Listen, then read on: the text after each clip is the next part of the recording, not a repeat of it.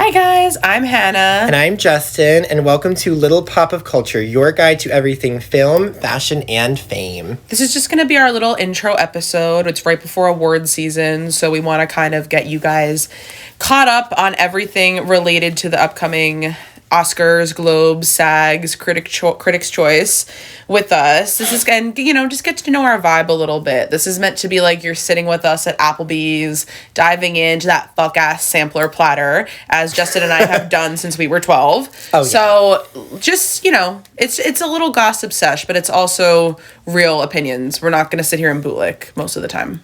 Most of the time. But Hannah and I are both very into film and television and music. We have lots of opinions, but also a lot of good insight. And I think we have a lot of good thoughts. Love. We have a lot of great thoughts that we want to share with you guys. And I think we love for you guys to hear. Yeah, and I think we're going to start off the episode, since we're all about film, fashion, and fame. I think we're going to start by telling you our favorite film, our favorite fashion icon / diva, and our favorite actor / singer / famous person. So Justin, I already know the answer, but why don't you tell the people, what is your favorite movie? My favorite movie... So my favorite movie of all time is La La Land. And what is your favorite movie, Hannah? My favorite movie of all time is Back to the Future. Woo! Yeah. Oh, so for us, talking to each other, it's not shocking, but we hope you guys enjoy our choices. Yeah, I feel like, I'm sure we'll link our Letterboxd in the description, and I'm sure we'll get a lot of basic bitch accusations, as I often do for my Letterboxd top 4. Oh, same with mine. But you know what? I actually don't really give a shit about being a basic bitch, and if y'all want to think that, you can think that, but I have good taste. Now, who's your favorite? Justin, you are way more into fashion than I am. The Met Gala to you is like the Super Bowl. Absolutely. Who is your favorite fashion icon? If I'm going of all time, I absolutely love Audrey Hepburn. I think she exemplifies beauty and fashion and just regalness. I have actually a book on my coffee table of the greatest fashion moments of Hollywood, and she's just, of course, the cover. And she is. And she is the cover. So I would say her. I would say for modern times, it's so hard. Because they're all bad. Because they're all bad. They're all bad. My diva right now, who I love, and I think her fashion's taken off. I love Sabrina Carpenter, and I think the costumes that she showcases in her shows, and I saw her live. She doesn't miss. She never misses, and she loves old Hollywood, and the way she does her current costumes is very much that. Yeah, that's a good one. Yes. I wouldn't have thought of her, but that is a good one. I would say mine of all time is Princess Diana. Oh my god, I love Princess Diana. Princess Diana, I think her style is very close to mine. I was Princess Diana for Halloween. So I wonder who you got that. Yeah, I wonder who gave me that idea. And currently I would say Zendaya. Oh, I love Zendaya. Yeah. Zendaya and, her stylist LaRoche, they are a pair made in heaven. I don't think she has ever missed once. And I'm so excited for... Well, the hat. We don't talk about that hat. The hat. Because with Anna, they wore the same hat. The hat was maybe a mishap, but I wish she'd bring it back. I wish she'd bring back the hat. Bring back the hat, yeah. I'm excited, though, because she's in, 6 feature films this year, and Euphoria. And we'll be covering them extensively, including Euphoria, which will be hot ass garbage. But you know what? Whatever. Fuck off. We're waiting a million years. Here's for it. It can't be worse than Stranger Things season 5. So you know what? Whatever. We'll suck it up. Oh, yeah, stay for episode 2 if you want to hear about Stranger Things, the finale. That episode will be 5 hours. And I think my favorite. Who is your favorite famous person? So celebrity in general. Overall. I have to say there are 2, and I have to bootlick 2 of them. I wonder who you're going to say. I wonder who it is. Oh my god. So I have always been in love with Emma Stone since I was in middle school, and so she'll always be there. But my one for the last decade has been Timothee Chalamet. Oh, who we're actually going to be talking about quite a bit on this episode. Yeah. We'll get into Justin's lore with him. Oh god. My favorite celebrity. Honestly, I think my favorite celebrity. Everyone is going to probably have the same reaction that my friends do. My favorite celebrity is Macaulay Culkin. And you're valid. I love that man more than my own dad. I just think he's so funny. I find him so... I could listen to him talk for hours. I love listening to him talk about his life and his story. Obviously, I love every single one of his movies. Yes. Iconic. That is my diva, my gay icon, my whatever you want to say, my Jesus Christ. He is. So I think, honestly, that is I love Macaulay Culkin. I think know. that's my answer. And it's been almost like a year because we saw him live we saw Home Alone live in theater, and we saw like a live showing of it, and then Macaulay Culkin answered questions, and it was very cool. So that's almost been a year since Literally we did that. my diva. I love that man down. So glad he's having his comeback with The Fallout, which I have not watched yet because I didn't watch season 1, but I need to support. You'll get there. I need to support, so I But him and Brenda were in Zootopia too. They were in Zootopia too. They played siblings. Which I don't really understand that, but you know what? I don't care. The Linksley siblings. They were divas. They ate, they served cunt, they served face. And they served evil. They served colonizer. Zootopia's in my top 5, so they served something. Yeah, they ate. I was so happy to see them. I was just so happy every time I heard both their voices. So, one of the best movies of the year, truly. It truly was. So today on the first episode, the day after Christmas, we went to our local theater and we saw Marty Supreme. Yes. Which has been one of our most anticipated releases of the year, as I'm sure it was for everyone. Yes. It has a super high audience rating. I don't imagine how anyone could hate this movie, but I'm sure there are people who are going to try. There. And when we went to go see it in theaters, to my surprise, and I'm assuming your surprise, there was not one seat that wasn't filled. No. It was, which kind of shows like that this was a movie that people really wanted to see in theaters, how highly anticipated it was, and genuinely, like, from the marketing, like, the marketing campaign's insane, but I don't think it ever gave away actually what the movie was truly about. I had no fucking idea. I knew it was about ping pong, and Fran Drescher was in it. That was the only thing I knew about the movie. And she was barely in the movie, so I still didn't really know much about it sitting there. Exactly. But I think that was for the best. I think Timothy's marketing is pissing a lot of people off. I'm sure Justin has a lot to say in regards to that. There's so many people on X and TikTok claiming for him to be canceled.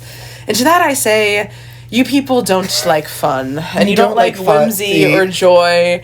I got a call from my friend Joni last week. I was definitely sick in bed. Hey, Joni. Hey, girl. I'm sure you're listening to this. And she calls me and she goes, "Did you see Timothee Chalamet on top of the sphere?" And I was like, what? Like, in Vegas? And she was like, yeah, he stood on top of it.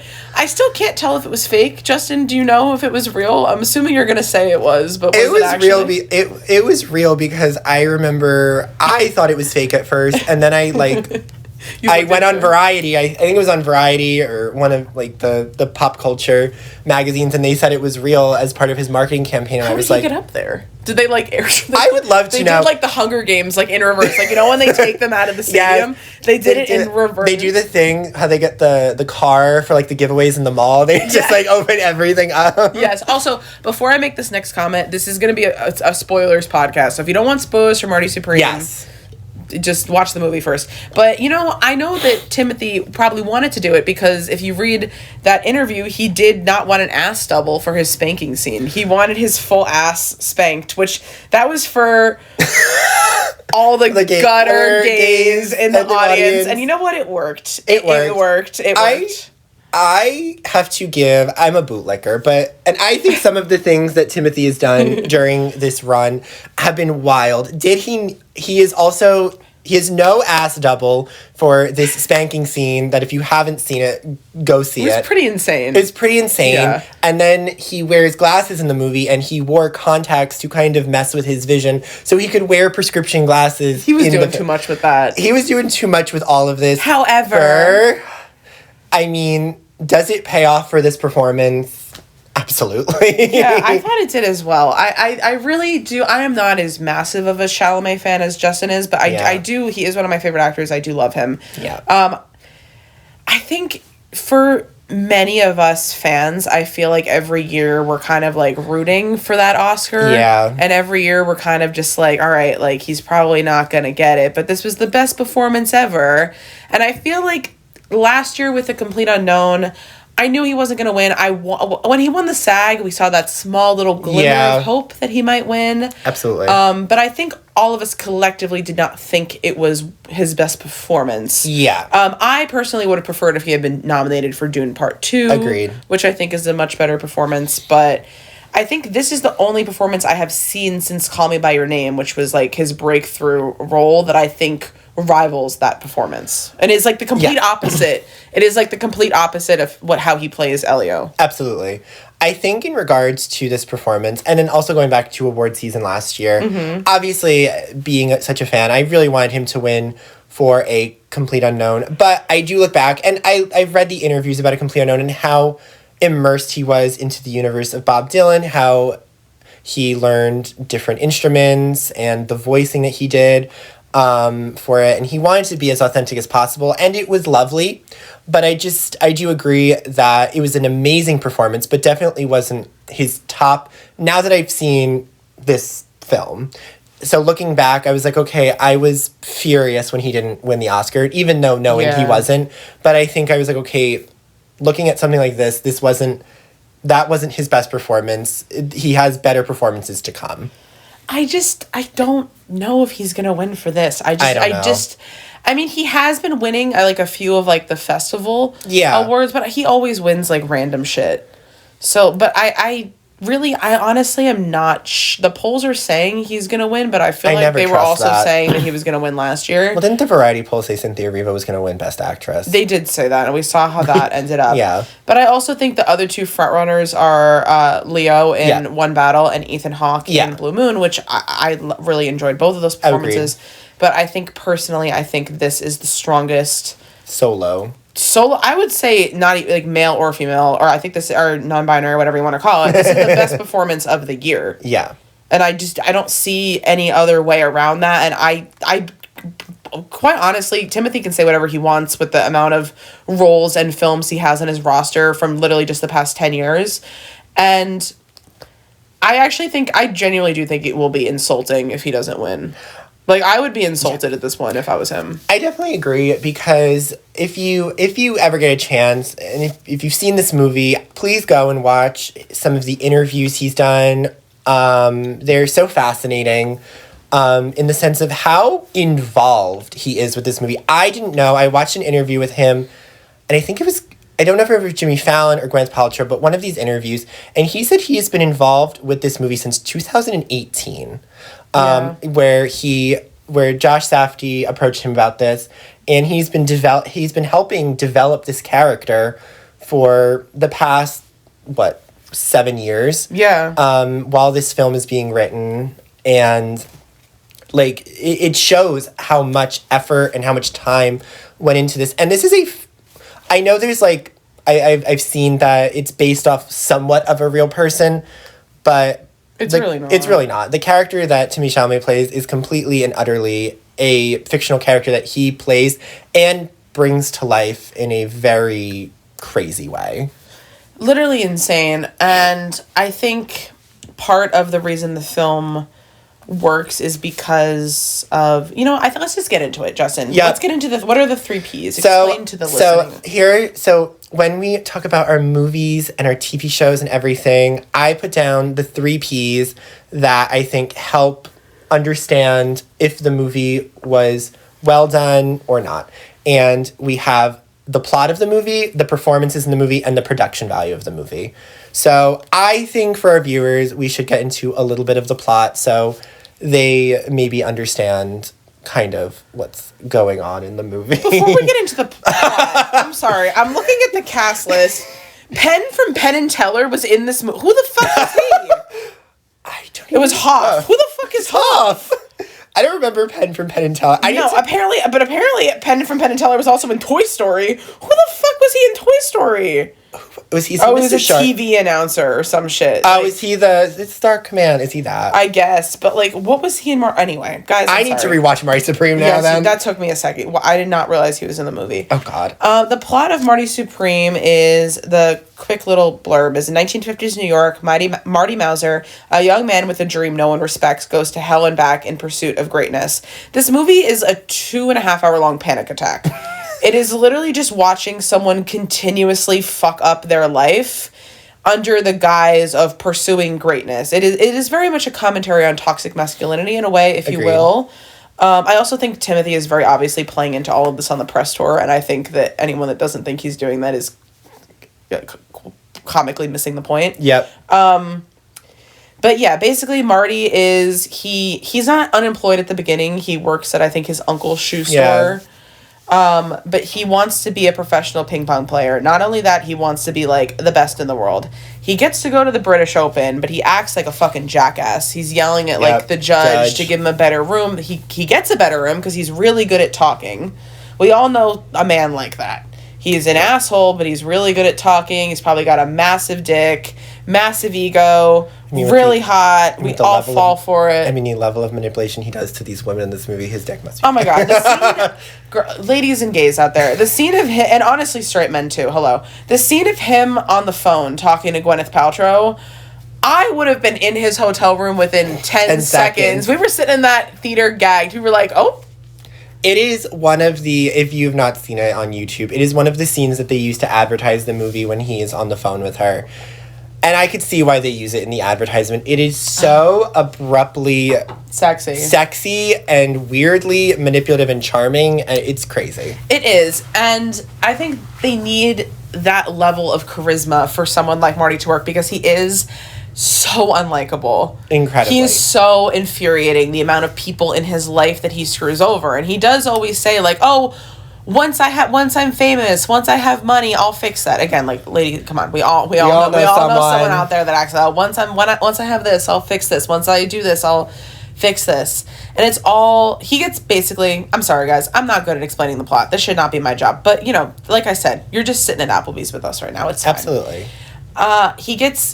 He loses the British Open to his opponent from Japan, Koto Endo, who is a much better table tennis player, to be honest, because he actually has skill. He's skilled, but it's not even like maybe Marty's better at ping pong, but he's a better, like, fame isn't just about, or athletics isn't just about, like, who's the best at the sport. It's about how you carry yourself. Yes. But Marty ends up getting banned from the competition if he doesn't pay this $1,500 fine because he acted like such an asshole. Yep. So most of the film is spent with him trying to get $1,500 and find a way to Japan. While he's originally in England, he meets Kay Stone, who is played by Gwyneth Paltrow. While he's trying to do some interview, but obviously no one cares about some table tennis player, and they're all focusing on the former A-list actress, Gwyneth Paltrow. And he just calls up her. He just calls her up on the hotel phone. Don't know how he got her number, and he sweet talks his way into fucking her in the hotel room. Exactly. Even though back home he has a girlfriend / side piece situation. Yeah, it is just in. Let's just get into that right off the bat because I think all of us who have been a little pathetic in 2025 felt much better about ourselves after watching Rachel and Marty's relationship unfold. Justin, I'm sure you have a whole commentary about this, so go ahead. Yes. So in the movie, the character of Rachel, played by Odessa A'zion, she is Marty's childhood best friend who she's known since she was like 8 years old, and they've always been friends. And obviously they don't get into it in the movie, but it is so clear she has always had a thing for him and a crush on him. I think he knows that. He makes some, like, reference to that. Like, absolutely. Like, you chose to get married or something. Exactly. She is married to her husband, Ira, and she's also quite young. They're 23 years old in the movie. Yeah. But her husband is quite abusive and verbally... I think verbally abusive. Physically and he's abusive. also just boring, I feel like. Yeah, so she starts an affair with Marty, and she is so down bad for this man. She gets pregnant. She gets pregnant in literally the first scene of this movie. Yeah. He's like, I pulled out. I pulled out. Ira, pull out. I pull out. Yeah. Again, she's pathetic, but honestly a queen. She's honestly a queen, and she will literally do anything to make sure that Marty stays in her life. She is and gets that money. She really wants Marty to get to go to the table tennis. But I honestly don't know, like, what she actually, like, Like, she wants him to get the money so he can go to the competition. But does she want him to, like, settle down with her, or she doesn't know what she wants? Like, she just wants him. I don't think she knows what she wants, because as I've watched, or I've rewatched some of the scenes and I've read about the movie, I think a lot of it is that the whole commentary of the dream big thing that is the big oversight of the big statement of the movie. I think that she has dreams and she has aspirations for herself. I just don't think she knows what they are. She is trapped in this, like, shitty marriage that she doesn't know how to get out of. Which she clearly got herself into. She wanted to get over him, which triggered me. Which was so triggering. Yeah. So she's in this very, like shitty marriage, and she is now pregnant with Marty Mauser's kid, and she just does. I don't think she knows what she wants and how to get it. Like, how does a pregnant woman in the 50s? In the 50s, she's 8 months. She's heavily pregnant. She's very heavily pregnant. How is she getting herself out of this situation that she clearly is miserable in? Well, she fakes getting abused. Yes, she fakes a black eye. Which, okay, so obviously not great to do. However, I support women's rights and women's wrongs. Absolutely. And with that being said, I think that scene is the first, like, in a way, that's the first, like, proof that Marty is somewhat, like, human. Yeah. That's the only thing that really throws him off of his, like, track. Agreed. Like, even her being pregnant, he did not give a fuck about at that point. The only time, like, her faking that black eye is the only thing that gets, like, an actual reaction out he until the end. Like, he throws everything off so he can go beat the shit out of the husband. Yep, and which he does. He does. And then he finds out that she faked the black eye, but she clearly knew it would work. Like, she clearly knew that it would get what she wanted, a rise out of him. And, you know, again, like, he finds, it changes his plans. He beats the shit out of the husband. He finds somewhere for her to stay. So it is clear that he cares about her. However, the one thing that I cannot defend, and again, this just proves her level. Justin and I often talk about Elle Fanning in A Complete Unknown last year. Amazing performance. But Bob Dylan just kept bringing hoes back to her apartment that he freeloads in to fuck. And she kept coming right back. Her showing up on that motorcycle. Oh no, he showed up on the motorcycle. He showed up on the motorcycle, and she leaves. And even when she went to the concert and is watching him on stage with, awful. This was worse. During the movie, we were like, is she worse? And then the second she got shot, me and Justin were like, she wins. She wins. She blows Elle Fanning out of the fucking water. So yes, there's a whole plot with the mob. This movie makes no sense explaining it. It is one of those movies you truly have to watch it to explain, because half of what we explain to you will make no sense.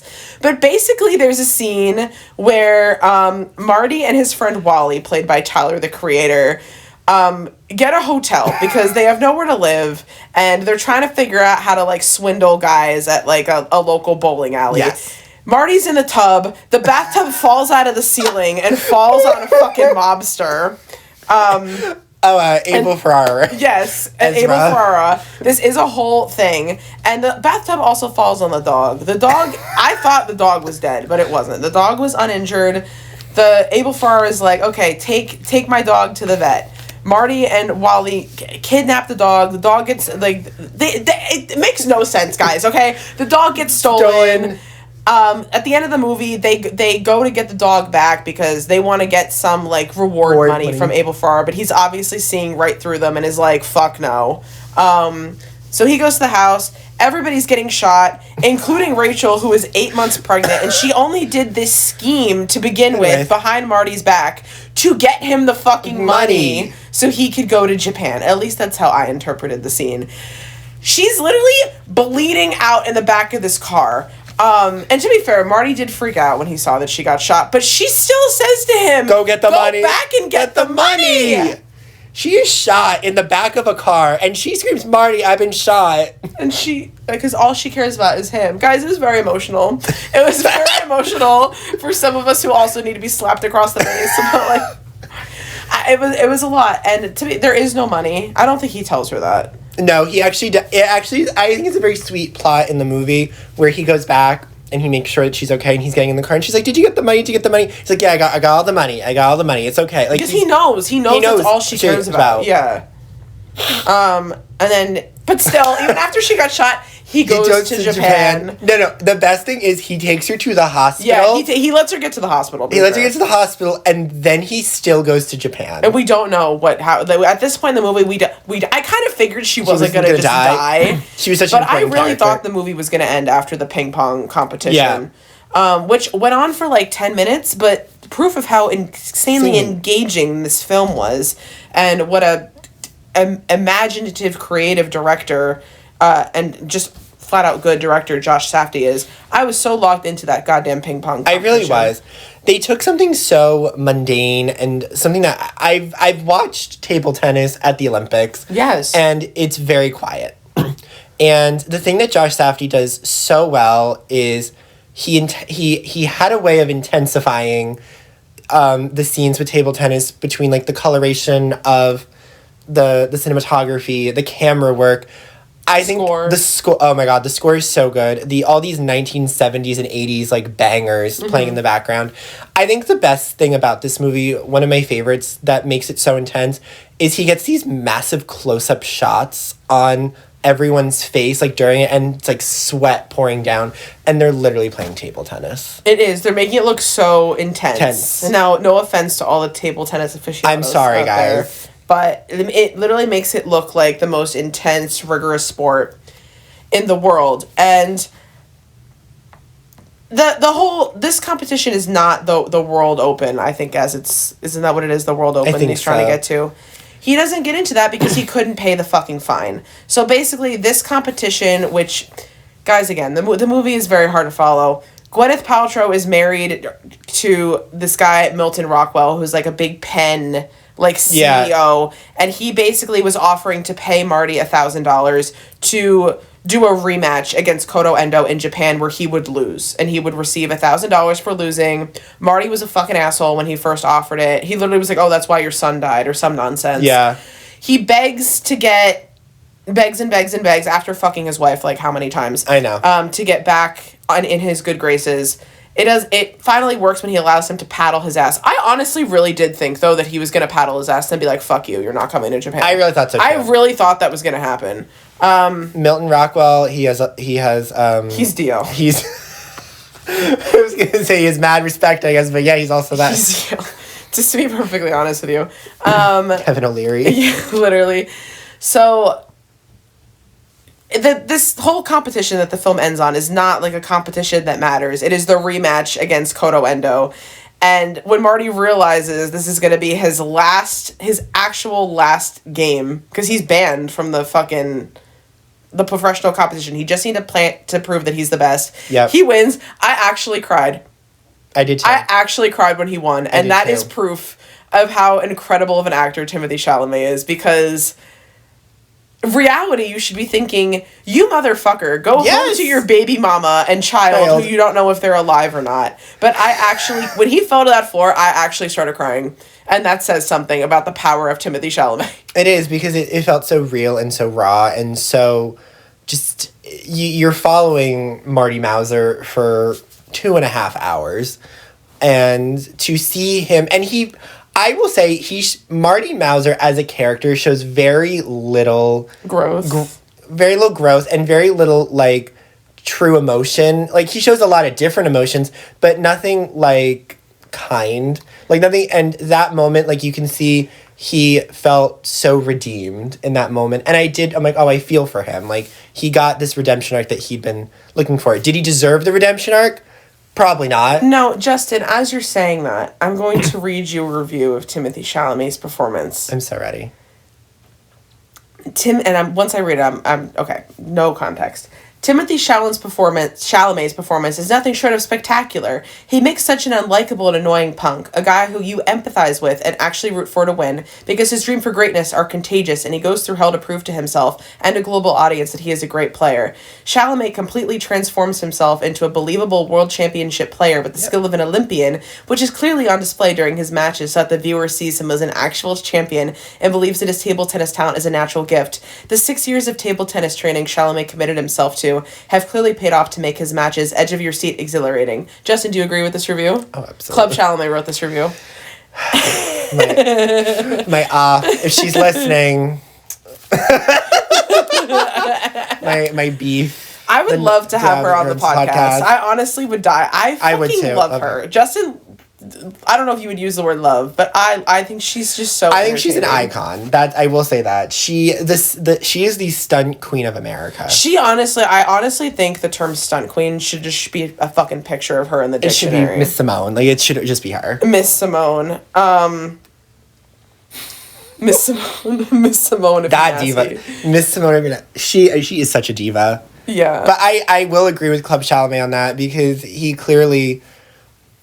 I've seen so many interviews where Timothee Chalamet talks about playing ping pong on, like, the set of Dune with Austin Butler and, like, versing all of these people and getting really intense with it. So he really was just getting into character wherever he was, which was crazy work. It was insane work, an insane level of dedication, and we just don't... No shade, but a lot of people are very lazy. Yeah. In this industry, so we don't really see a lot of raw talent nowadays. And it was the ending of the film, he does eventually call the hospital and go back home to see, because he does, after he wins the competition, which he was not supposed to do, Rockwell's like, fuck you, I'm not taking you back to America. It's 1950s world, so obviously all the U.S. soldiers like, fuck Japan, we'll take you home. So they take him home. I did like that they didn't even have to explain that. It was just like, obviously it was implied. It was obviously they were going to take him home. If you've taken one U.S. history course, it's implied. So they take him home, and then he goes to the hospital. Rachel's fine. Her parents and Fran Drescher in the hallway, like, girl. Also, Sandra Bernhard playing Judy. That's who? You need to do... She is a diva icon. Who is Judy? Judy's, like, the Fran Drescher's friend. I don't even fucking remember this. I just think it's legendary that Sandra Bernhard is in the movie Lesbian Diva Icon. No, she is a lesbian diva icon, but I honestly don't... Guys, I didn't even know fucking Penn from Penn and Teller was in this movie. I didn't either. I knew Sandra Bernhard was. I didn't know Penn was don't know what's going on anymore. But, the film was great. So we kind of transitioned that into performances. Are there any other performances you would like to highlight? I do. We briefly spoke about her. I would like to, like, kind of shout out... I thought Gwyneth Paltrow was really good in the movie. Justin, you're saying that? I know, it's just so shocking. I usually am not a fan of Gwyneth Paltrow movies, and the goop of it all. Mm-hmm. I am usually, like, I just am not, like, ever, like, interested. So I actually was highly impressed with her performance, and also impressed with how the character was written. She could have been such a throwaway character. And I think we talked so much about Rachel, because Rachel probably is one of my favorite characters from this movie. But Kay as a character was so interesting, because I wrote this in my Letterboxd review, where it was so interesting seeing you're following Kay kind of trying to get her career back, because her husband and her have, like, this awful marriage. And he is basically, like, throwing money at this bad play that she's doing so she can make a comeback. Yeah. And but she's very self-aware. She's a very self-aware person. And she knows this is, like, her last opportunity. Otherwise, she's done. And so it's interesting to try to watch Marty Mauser achieve his dreams. He's this 23-year-old, like, enthusiastic young person who is all about achieving his dreams. And you have Kay Stone, who is now, I would say, probably in her 50s, an actress who is kind of washed up and doesn't do anything anymore. And you're watching her dreams crumble before her. Like, her dreams are dying. And she even says something in the scene where they have sex in the shower. Ugh. Like, she's like, yeah, like, where are you gonna get food today? Like, where are you gonna pay rent? And she says, you should give up on your dreams now, because I think in her heart she knows, like, dreams don't happen. Like, yeah, she also lost her son. She also lost her son. Who she gave up on acting for. To raise. So she's a very fascinating character who I thought Gwyneth Paltrow did a really great job of portraying.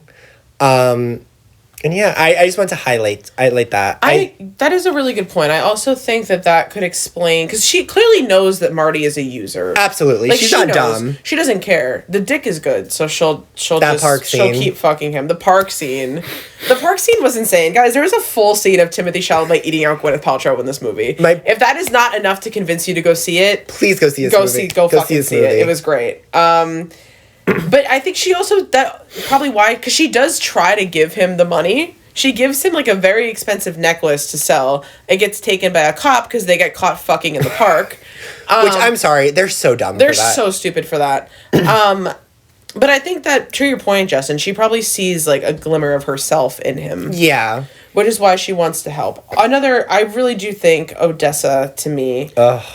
I'm going to be so upset when she does not get nominated, because I truly thought supporting actress, I haven't seen Sentimental Value so I might change my mind. Absolutely, yeah. I didn't see Sentimental Value. Of what I have seen, my favorite supporting performance of the season by a woman, just so dynamic and intense and frustrating, but so believable. And just incredible. And I really was so engaged with her character and her storyline. Absolutely. And I just thought she was so commanding and really held her own against Chalamet, despite not being as seasoned as him in the industry.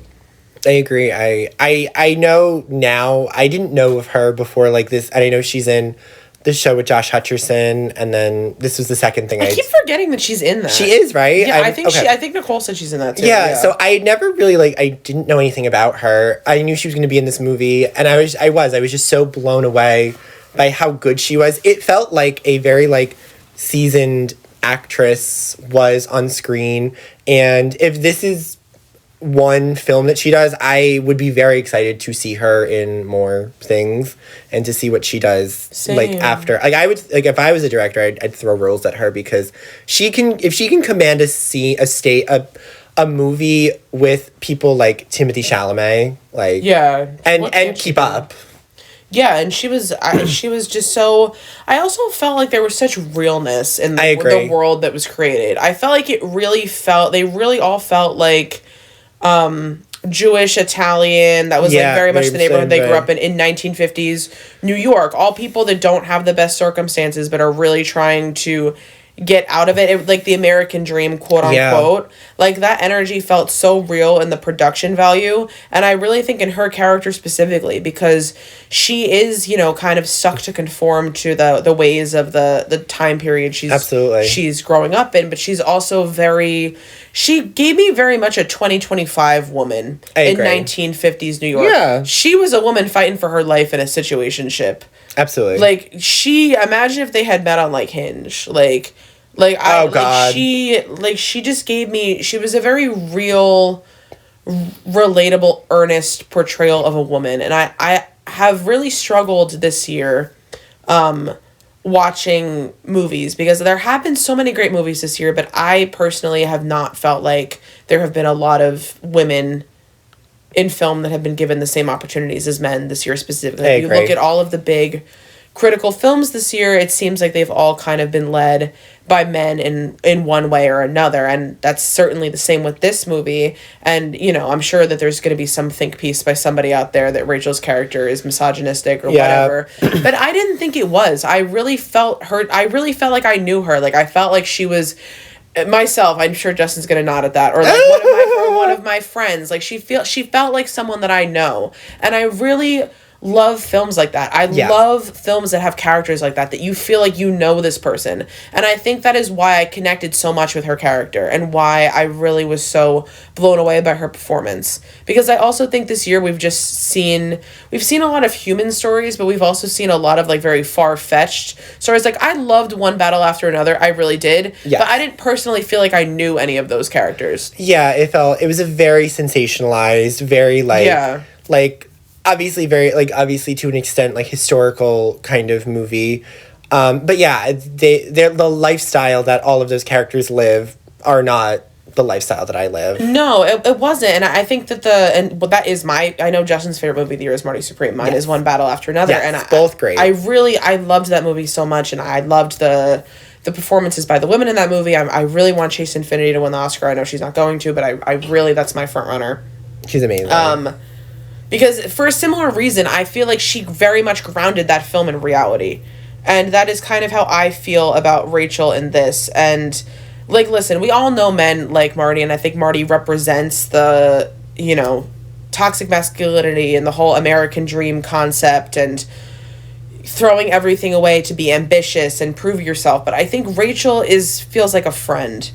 And I think we all kind of latch onto that when we watch film or watch TV. Yeah. The people that feel the most like the people we know. Absolutely. Yeah. So that was a long-winded rant to say I loved her, and she will be my supporting actress pick, even though part of me is still rooting for Ariana, but I can't lie and say that movie is going to get absolutely anything at the Oscars. I mean, if we had a podcast about Wicked for Good, that would be about 4 Wicked hours. for Disappointment is what it should be called. I mean, to be fair, it honestly wasn't even that bad. Like, it wasn't. I like it. I've seen it 3 times now, and I like it more every time. But those original songs, like, there's just we need a whole separate podcast on the last 2 years of Wicked and everything surrounding it. Absolutely. That'll be a whole other episode because the Wicked season is officially over. That movie flopped. No one cares. I feel like they knew it was gonna flop. I feel like they barely promoted it. Well, did it only make I don't think it made $500 million. I don't think it did, because I think Zootopia 2 came out the same weekend. And it immediately made $1 billion. Zootopia 2, one of the best movies of the year. By the way. That's in my top 5. Yeah, same. I loved Zootopia 2. Also, I loved Sinners. I loved One Battle After Another. I loved this. Sorry Baby was like our mutual. Sorry Baby was my number 1 for multiple months. I think it's now 3. But it's just, but that's another movie, Justin. Like, I felt like I knew those people. Agreed. I think that's a big thing about this season of movies that I've really liked is so many of these movies have been pieces with people that I, myself, and a lot of other people can relate to. Yeah. And about friendship and about, like, life just in general and how life works. Oh, hi. Starring Hannah Rudin as the titular role. No, but that's another. But again, like, just, I know what you're saying. Yeah. That's what I really liked about a lot of these seasons of movies. I love last year's movie season in the sense, but it was so incredible. All of those characters, though, were so diva and, like, crazy and iconic. Like, I think that's what I loved about last season. Yes, like, I agree. Between Conclave and The Substance and Honora, like, they were divas. I'm Still Here, your favorite. Yeah. Oh. And you know what? I feel like for me, what I was saying about Rachel, I feel very similarly to Honora. I agree. I know a lot of people disliked that movie. I personally love that movie, but it's because of how I feel about that character and Mikey Madison's performance. I feel like I know her. Yes. I feel like I know her, and I like movies like that. That I like when they don't sugarcoat and, you know, I'm sure we could talk forever about sexualization and that whole type of thing. Personally, for me, it didn't really bother me. I wish they had an intimacy coordinator. I didn't like the fucking kidnapping scene in the house or whatever it was. Other than that, I don't care. But it was similar to, I felt the same way about Mikey that I do about Odessa this year. I feel like I know that girl. Yeah. And that's what I liked about the performance and why I was so happy it won, where, like you said, there was so much craziness in the movies last season otherwise. Conclave was insane. Conclave was a gag, but it was insane. Yes. I don't even... What else was not... Dune is Dune. Dune Part 2 is... Wicked is Wicked. The Substance is insane. Insane, love it. Amelia Perez. Oh, God. You see, just Amelia Perez. It's just existing. The fact that was last year... That felt like a lifetime. Why did they try to brainwash us into thinking that movie was good? I remember when it came out and people were saying how good it was. No one hated it more than your boyfriend. My boyfriend despised that movie. Like, he was the main person I heard about it from. Like, I hadn't really heard about it except from him. He was like, it was so bad. Did he even watch it? He did watch it. I think he had to watch it in 2 different segments. I think he watched like 45 minutes of it and then he watched it again because he couldn't get through it. Why was Selena Gomez in the movie? Why did Zoe Saldana win the Oscar? That was crazy. I am still so offended by that. There's nothing I hate more than a career Oscar. And you know what? I feel like that movie, There's just nothing to even say about There's nothing you would say. They thought they ate. That's the best thing. They did, and the Academy was like, oh, Carlos Sofia. I think they would have won more if it wasn't for Carlos Sofia Gascon and all of her antics. She's a whole other episode. Her attacking Fernando Torres, who is mine. Don't fuck with Brazil. If there's one thing you should know not to do as a celebrity, do not fuck with Brazil. They do not play about their celebrity. And Fernando Torres is a legend. It's particularly her, but every celebrity come to Brazil in the comments. You do not fuck with Brazilians. So as soon as Carlos Sofia Gascon, she had already said her fair amount of horribly racist, anti-black, anti-gay shit, whatever she said. But the second she fucked with Fernando Torres, I know her PR team was like, God damn it. We're done. That was the nail in the coffin, truly. Conan O'Brien calling her out at the Oscars. What did he say? He made the joke about not knowing. I think it was something that she didn't know if she was going to be able to be here today. I mean, was she even there? She was there. I think she did get banned from the press tour. God, last year's award season was so good. It was so good. I think what made last year... I also just don't really care about any of the... The only category I, really care about is Best Actor. Yeah. I just... Because, I want Chase to win, but I know she has no shot. No. So, this is the only category I really like. It's the only one that gives me, ooh, what could happen? Last year I had so many. I did, too. I don't think I was happy. Who won act... Oh, Adrian Brody, no. Justin knows how I feel about Kieran Culkin. That's another episode for another day. Mikey won. When Zoe Saldana won supporting. I was happy about Mikey. The other acting categories, I was like, ugh, but I was so angry because there was so many else in all the other categories that I really wanted to win. I agree. Conclave didn't get enough for me. I felt... I think it won screenplay and that was it, but Conclave was honestly a gag. Conclave was literally just about a bunch of messy Catholic... It was literally like this podcast, but a church. Yeah. It was just talking shit. It literally, the whole movie would be somebody coming up to Ray Fiennes girl, did you hear about this? It was the drama. The drama. Ray Fiennes yelling in that movie, towards John Lithgow. And then him going to Isabella Rossellini and being like, I need you to do something. And she's like, I got you. And then she prints out all of those things and they carefully place all of the dirt on everyone's plate. Whose favorite movie was it? Your dad's or your boyfriend's? Conclave? Yeah. That was my dad. What was Andrew's favorite movie last year? Ooh. Oh, The Substance. He loved The Substance. Oh, yeah, he did love The Substance. He loves a diva. And he loves Margaret Qualley. Any movie with women, he'll be like, that was the best movie of the year. Yeah, my dad loved Conclave. I loved I'm Still Here. What about... Yeah, you did love... I'm Still Here was really good, though. What about your mom? What did she like? My mom loves Wicked. But I think she also liked... I'm trying to remember. She loved Conclave as well. And what about Mandy, his sister? Honora. She loved Honora. Period. She loved Honora. No one in my life watches any movies except me and Justin. So it's pretty much I won the Oscar poll at my annual Oscars party, which is not a surprise. Which will obviously be happening again this year. If I don't win this year, I'll be upset. However, no one can win except Justin because all of my other friends will just be Googling who the front runners are because they don't see anything. That's what some of them were doing last year. They did, and they came close, and I still won. And I think it was because... I think I said Honora was gonna win Best Picture. I think that's why I won. Because I won it the last second. You did. Yeah. I had Honora to win the picture, but I didn't have Mikey winning for Best Actress. I had Demi. Yeah, I think I did too. I was surprised that Mikey won, but... I had to put Chalamet, because if he won and I didn't have him, it'd be embarrassing. How are you going to... You know what? Will be really... The concept that Jacob Elordi might win an Oscar before Timothee Chalamet. Now, will it be deserved for Frankenstein? I believe so. I think so. But imagine being Timothee Chalamet and knowing that fucking Jacob Elordi from The Kissing Booth has an Oscar. And you don't. I don't even think he's happy that Mikey Madison has an Oscar and he doesn't. I know. So just let that sink in. He really is our new Leo. He is our new Leo. He absolutely overcommits to the movies in the best way possible.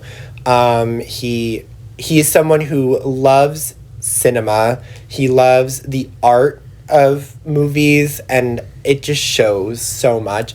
And he just loves what he does, and I think that's cool. I think that's why a lot of people are on the Timmy hate train. Of course. Which no one can ever be positive about something. No one can ever be positive that this guy loves what he does. Now, if we're being honest about Leo. Yes. Similar to Chalamet. Leo should have won the Oscar on the first nomination for What's Eating Gilbert Grape. Oh my god, that movie's so incredible. Just like Chalamet should have won for Call Me By Your Name. Now, I hate Johnny Depp, so I refuse to rewatch that movie. But that performance is... groundbreaking. It's just insane. And I think with Leo is someone that's hard for me to be like, oh, it was a performance of a lifetime. Wolf of Wall Street, I think, was the performance of a lifetime. I recently rewatched it. That movie is misogynistic garbage, but that performance is the performance of a lifetime. With that being said, one battle after another... for any other actor, performance of a lifetime. Yes. And Chalamet is similar to Leo in that regard, that I feel like every couple of movies, it's like the performance of a lifetime. Yeah. So I feel like a lot of the reason, similar to Leo, why he has not gotten that Oscar is because everyone's like, he'll do another one. He'll do another one. He'll do another one that will deem him worthy of giving it to him. The fact that Leo got an Oscar for the fucking Revenant and not Wolf of Wall Street, when Matthew McConaughey for that god-awful Dallas Buyers Club shit won, still haunts me to this day. It does haunt me. That movie was so bad. I remember, like, I did, like, my Leo top 10, and The Revenant didn't even make it. Like, I couldn't even bother to put it in. My parents hate that movie with a burning passion. They're like, it's so bad. I don't think anyone liked it. Does Leo like it? I feel like part of him probably does, because he finally won that goddamn Oscar, but... I think what's funny, though, is, like, on, like, at least from what I've seen, like, on his, like, award show junkets, he never references it. He references, like... Titanic, The Wolf of Wall Street, The Aviator, The Departed. Like the movies he actually cares about. Total What? Total Eclipse.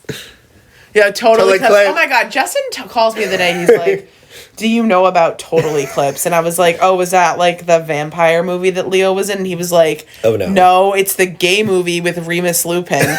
Justin, please explain to the people? Isn't it like banned? Allegedly, so if you look up Total Eclipse, Leo did this probably when he was like 22. It's before Titanic, I believe. He did this movie, and it was produced through Warner Brothers, and I think it, like, was received so poorly that Warner Brothers... Was it actually bad, or was it just gay? It's pretty bad. Oh, it is? I still like in like you need to. It's bad in like a this is like a gag kind of way. Like, it's not a good movie, but, like, it's a gag. It's a gag, yeah. But they basically took it off their, like, you can't see it anywhere. So I remember being, as a closeted young person, I remember I saw a photo of Leo in this movie. I was like, oh my gosh, what's this? And I love Leonardo DiCaprio. And I found it on the internet.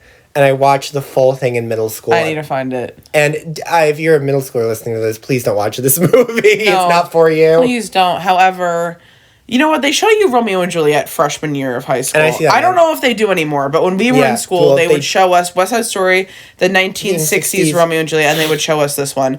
And all the boys cared about the 1960s one because you see tits in it, which you see underage tits. So really... because both of them, apparently. Both of them spoke out about their treatment on the movie. But however, it is like a groundbreaking moment in my mind, being 14 in freshman year English, and Leo walking on screen in Romeo and Juliet. And it is a sexual awakening. It is a coming of age moment. Him looking through the fish glass. No, it's like, I don't know how to explain this.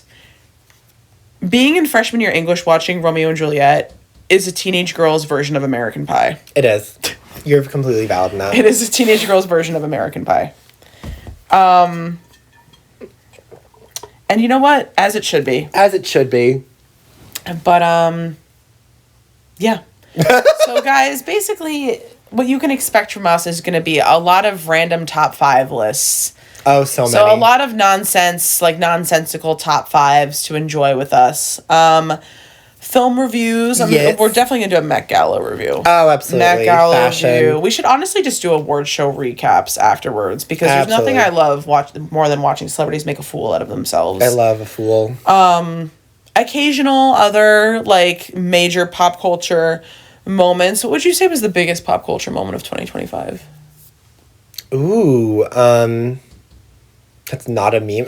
No. Sydney Sweeney's jeans ad. Sydney Sweeney has great jeans. That's the one that pisses me off the most. I know. You really do hate her. I do. Well, did you see she's trying to backtrack now and saying, like, oh... Yeah. And I'm going to be honest, I actually don't think she's MAGA. I think she just plays into it, which I don't like. Can I show you the variety? I'm just going to pull it up. They obviously can't see it, but if you want to look at, like, Sydney Sweeney's team has to hate her. Because they do at this point. Like, I just think they're just annoyed by her, and they also just know that whatever she does, I'm not even, because Christy flopped. So as long as Christy did flop. As long as she plays into a male audience, it'll make money. But like, it's just annoying because this is her new Variety cover. I did see the new Variety cover, and it's not. She doesn't even look good in the photo. No, her publicist has to hate. Also, why is she sitting on a block of ice? Why is she sitting on a block of ice? Like, my thing with Sydney Sweeney is like, I remember like a year ago. This was supposed to be a wrap up, guys, but let me just like. Yeah, we'll go into her, and then we definitely will have an episode. Long run. I just really didn't like the fact that like maybe like a year and a half ago, men were like, "Oh, she's past her prime, she's mid," and all the women were defending her and being like, "You're not gonna call Sydney Sweeney mid. What the fuck are you doing?"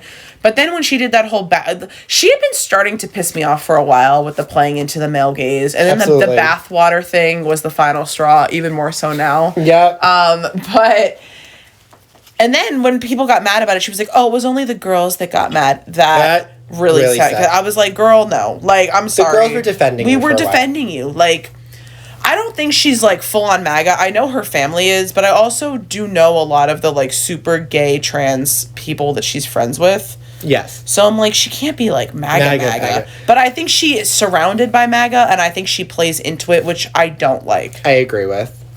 The Housemaid was good, though. I do like The Housemaid. If you like the book, you like the movie. I'm in the middle of reading the book. The movie is definitely not as intense as the book, but I don't think it could be for the vibe they were going for. The vibe they were going for is very fun. Yes. I had a great time. Amanda Seyfried, Oscar. I agree. Oscar. Those are my thoughts. The Testament of Anne Lee, not as good. Still a performance of a lifetime from Amanda Seyfried, though. Housemaid, still better. I agree. I love a cunty movie. I do love a cunty movie. Okay, guys. So we will see you next time. Make sure to follow us to keep up to date on all of our pop culture nonsense. Thank you guys for listening. Bye. Bye.